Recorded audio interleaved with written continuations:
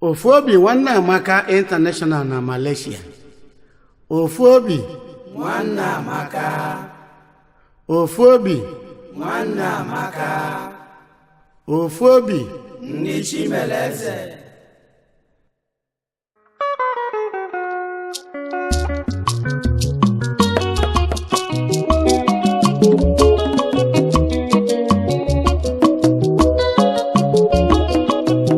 Ofuobi Nwanneamaka International na Malaysia.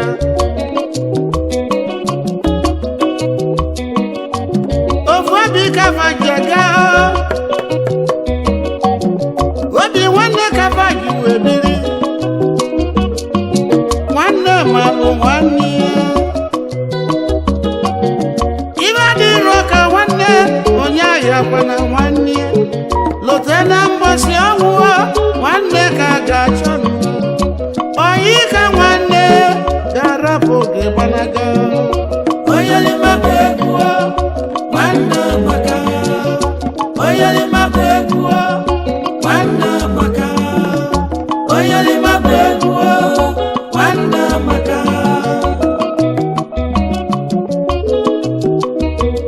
Anyị akpọwa national president onye ma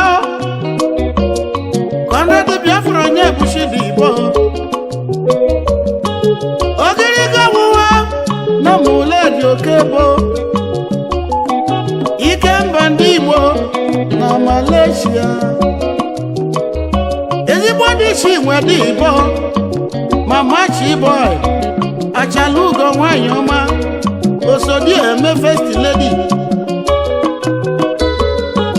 Anyị akpọwa national vice president Onwebe Okechukwu Joseph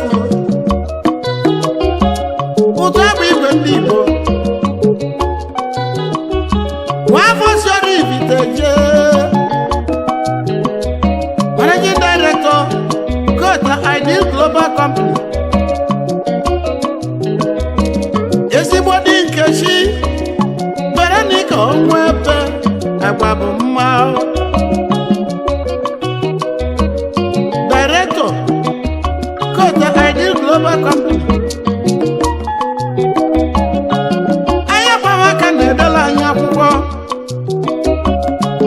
Izuchukwu Nnamdị Kelie. Oke nwawanụ na Nkwelezu n'aka.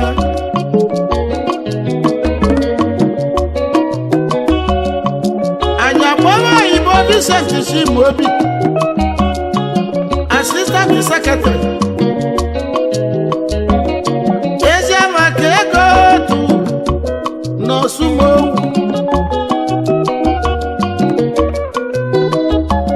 Anyị akpọrọ Nwebe Godwin Chukwuka.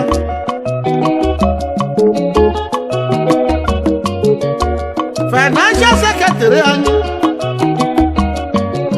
Ikenga na Unisi. Dịka na-agbalị izuzu n'ụwa niile. Chief Executive Officer Kota Ideal Global Company. Nyana lọlọ ya Injinia Tochukwu Gloria Onwebe. Agbalaka ibi ya nwanyị ọma.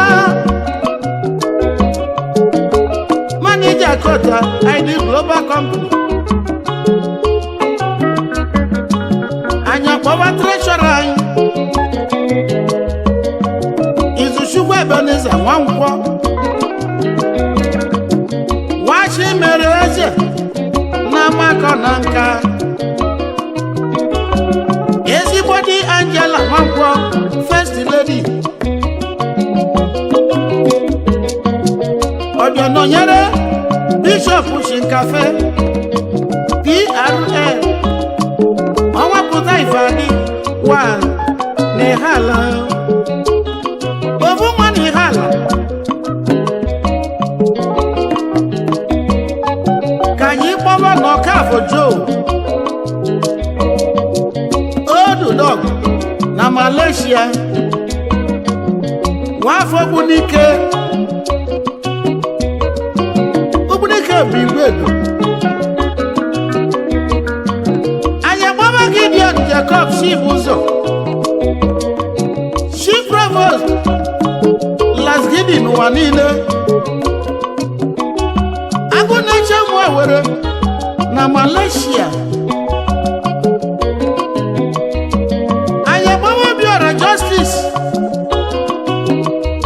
Assistant Provost, Omeka Niyawa n'ọba, Nweze nwanyị n'ọba, na ọ ga-adịrị gị mma. Oyelima Bekuo, Nwanneamaka. Oyelima Bekuo, Nwanneamaka. Oyelima Bekuo, Nwanneamaka.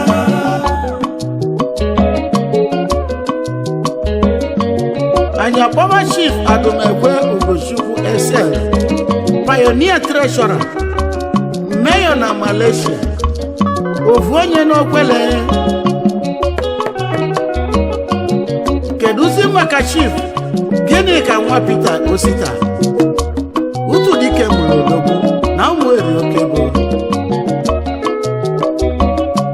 Anyị akpọba Chief Izuchukwu Nwajia, eze ndị Igbo na Malaysia, Ochendo n'ọzọ Ugbulu, ọnwa ndị Igbo, Chairman, Chief Executive Officer, Wajiaku Group of Companies, Nigeria Limited, Udubonchi. Anya baba nwunye lọlọ, ibe yi nwa Gloria Wajiaku, Mama Junior, First Lady, ụtọ ndụ nwanyị ọma o.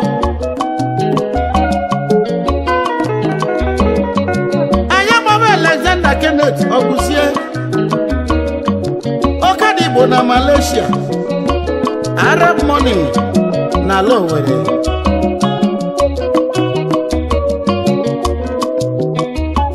Anyị akpọba na Umejaka Olisa,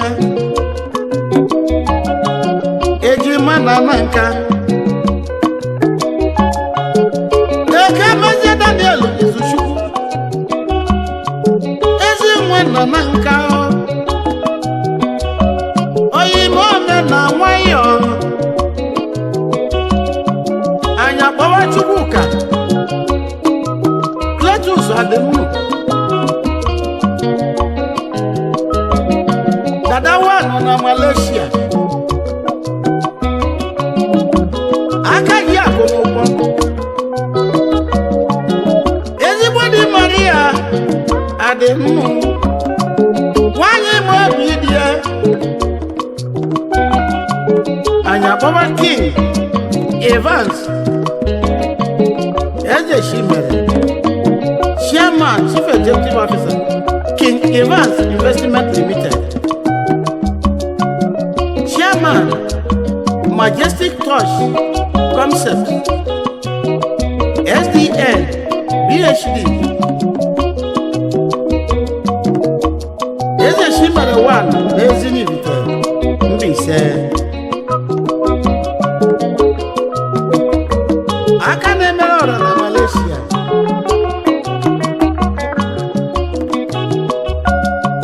Anyị akpọba Chief Ọhajianya Emeka,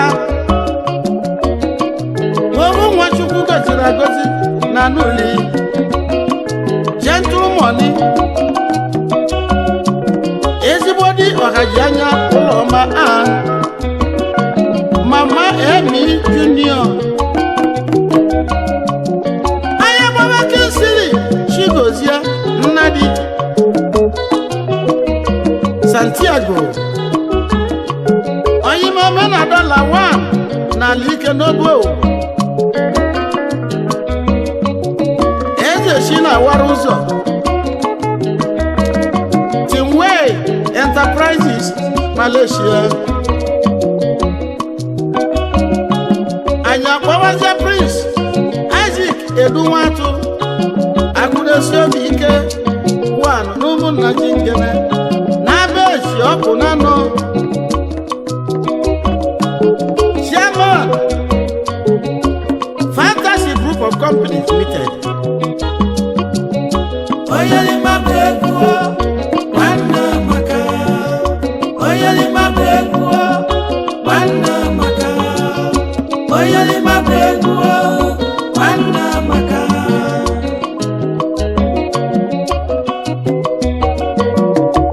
One chief Jack, one chief one. No Hozara, Ebonyi State, Asian, and the Australia base. Everybody lolo, Belinda Eze, Ugodi Wanyoma.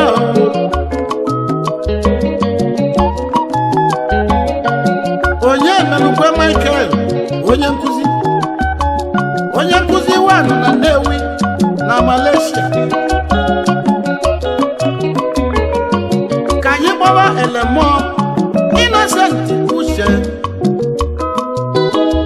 osisi ka nkwụ n'Umuchu.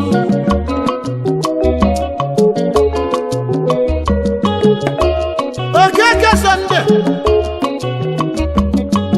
Odogwu si na Nnewi.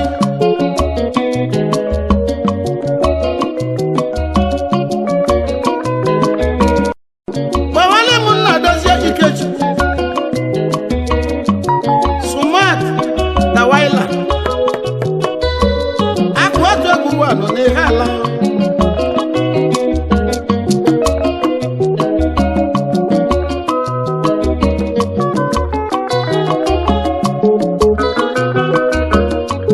Anyị akpọrọ na Ọkafọ Cyprian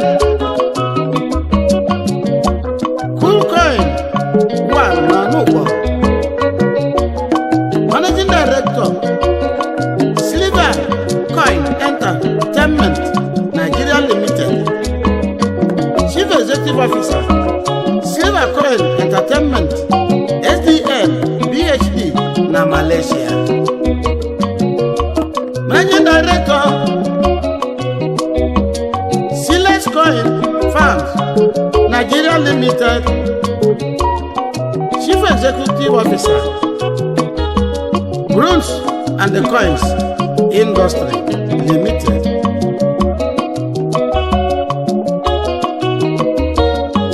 Anyị gbawa mbụ Daniel Amaechi Ọnọgwụ Ọzọ Igbo Ndụ na Malaysia. Wepụta Obiawa n'Ukehe n'Enugu Steeti. Ogbuefi Kelo Johnson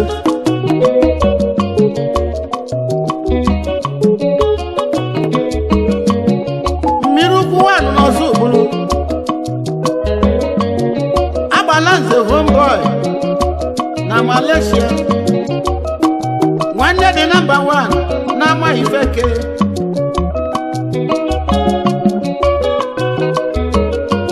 Ezigbo dị lọlọ Chinwe Johnson Ugodi Nwanyọma agbala nwanyị. Anyị akpọba Otekeluo Nkenke enyi na-achụ igwe enyi ọsọ. Stone Cold na Malaysia. Ọba Ngene 1 n'Enugu Agidi.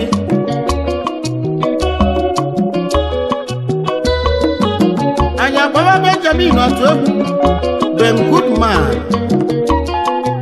ezi nwa Umuchu na Agwata Local Government.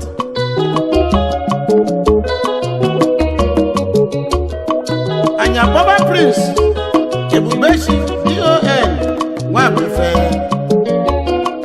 nwaka nwa nwa na Nnewi.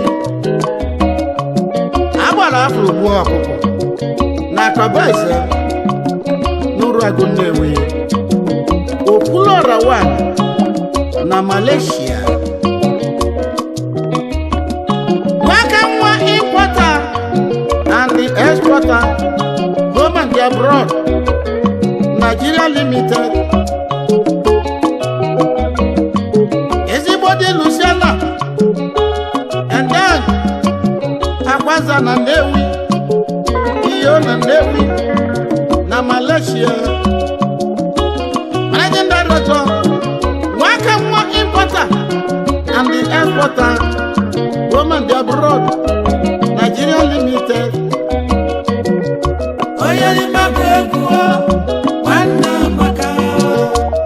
Oyelima Bekuo, Nwanneamaka. Oyelima Bekuo, Nwanneamaka. Anya Power Chief Obinna Asiegbu amụrụ onye na-ego n'ala Owerri. Ezigbo dị isi nyere Asiegbu Princess Odozi Akụdie nwanyị ọma. Kedu maka Chidi Ebele Eze Nwamma Big Fish wa n'Umuchu.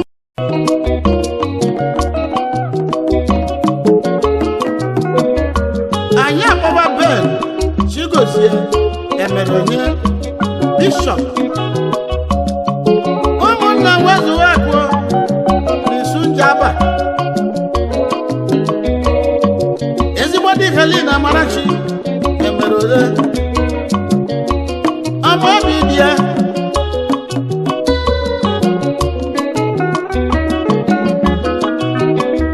Anyị akpọba Prince Dozie Chukwuma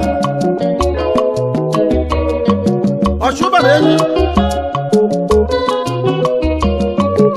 enyi zọgbu agụ 1 n'arọ ndị zọgbu Swaga Record Nigeria.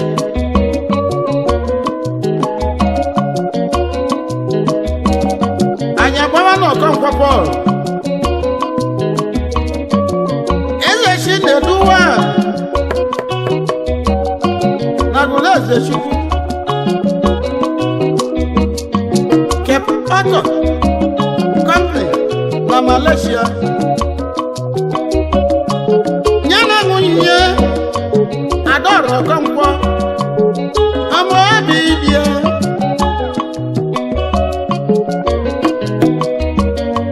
Kedu maka Chief Amalachukwu Christopher Erobo Obosi na Malaysia.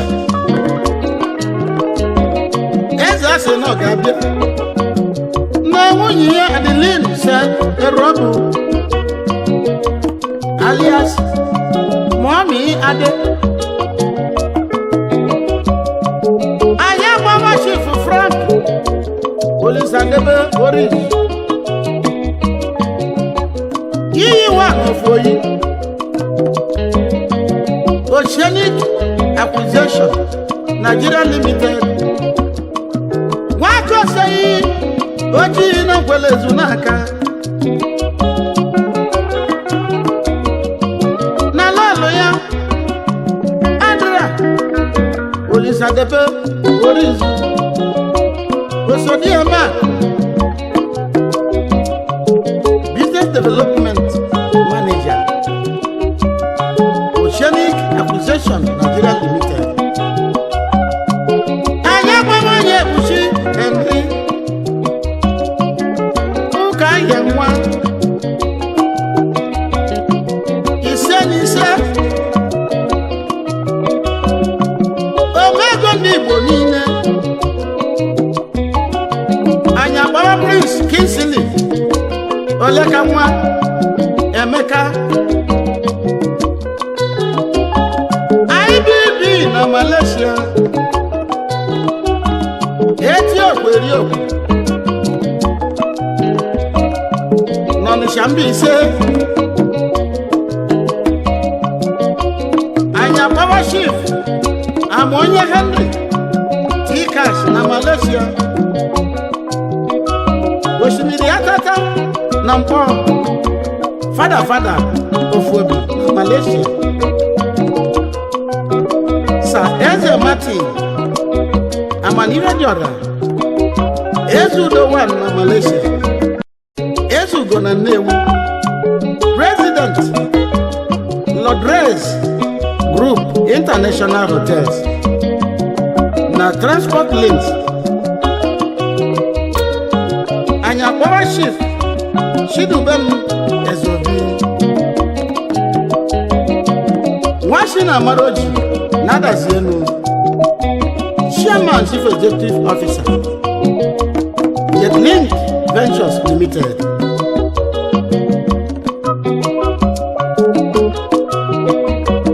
Anyị akpọrọ Chief Kenneth Molo Morocco alias Osilora na Malaysia. Wavoka Ọka ka o si eje ezigbo dị isi dị mma bọọlụ egwu onye n'ime bụ egwu nwanne Amaka onye n'ime bụ egwu nwanne Amaka onye n'ime bụ egwu nwanne Amaka anya gbawazie lọlọ Eunice Chidimma Morocco ada dị ọra mma Chief Agụjekọ onye ego bụ eze nwanụ na-abụ ugo Profile Teamwork Nigeria Limited Group Chairman Profile Teamwork SDN PhD na Malaysia the only naira and kobo shop na Malaysia na-ezigbo nwunye ya Lolo Suzara alias Iron Lady one na Malaysia Managing Director Profile Teamwork SDN PhD na Malaysia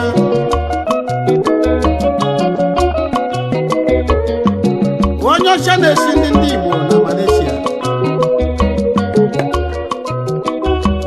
ezigbo oyi ka ajọ nwanne mmadụ n'ụwa ezigbo oyi ndị Ofuobi ka anyị gbawa n'ofu n'ofu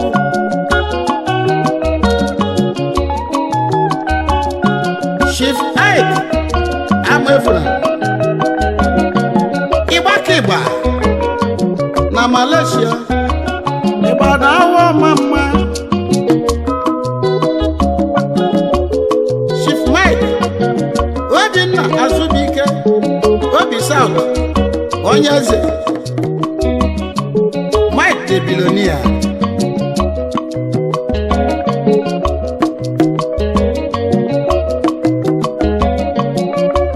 the Duke of Kuala Lumpur Chairman, Chief Executive Officer, I.M. Great Enterprises, SDN, PhD, na Malaysia.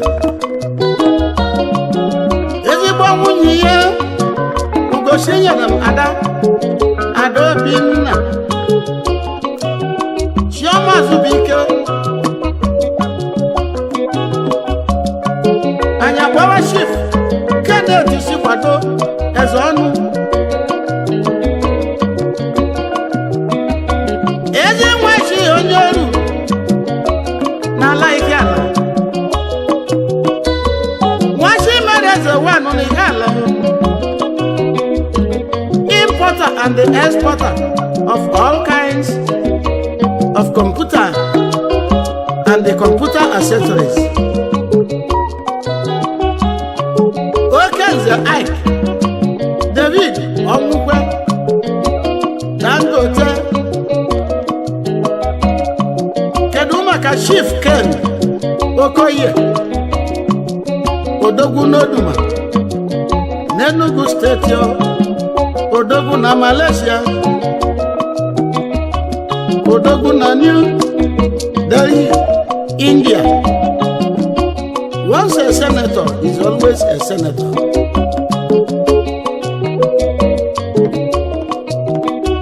Anya Baba Condor Collins Baba Awuzie Buruburu Wakibia President General Imo State Welfare Union na Malaysia. Chief Executive Officer Baba Collins Nigeria Limited. Osiwerite 1 nke ndị Imo na Malaysia. Oke nwa n'ala ụmụaka na Njaba Local Government. Ofuobi Nwanneamaka International na Malaysia.